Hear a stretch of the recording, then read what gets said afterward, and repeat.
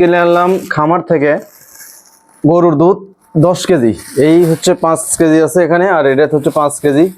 এখন এই দুধগুলো এই যে বোতল আছে, এই বোতলের মধ্যে ঢালবো। দেখছেন, ডাইরেক্ট বোতলের মধ্যে যদি আমি এইভাবে করে ঢালি তাহলে হচ্ছে অনেক সময় লাগবে আর কি, অনেক সময় লাগবে, রিস্কও আছে যদি পড়ে যায়।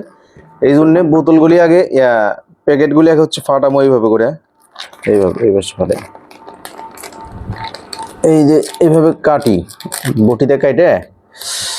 এদের এই পাশে জগ রাখছি, এই যে জগ অনেকগুলো ঢালছিও। এই যে এইভাবে ঢাইলে মানে সব একটা জগের মধ্যে ঢাইলে তারপরে হচ্ছে বোতলের মধ্যে রাখবো। এটাই হচ্ছে সবচেয়ে ভালো উপায়। এই যে আর একটা আছে, এতটুকু আগে ঢালি।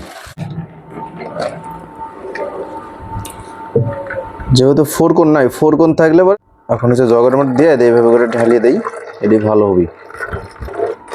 90 টাকা কেজি দুধ নিয়ে আসলাম খামার থেকে। তা আবার আমি তো ভাবছি হয়তো 80 টাকা, পরে যাই দেখি যে না 90 টাকা।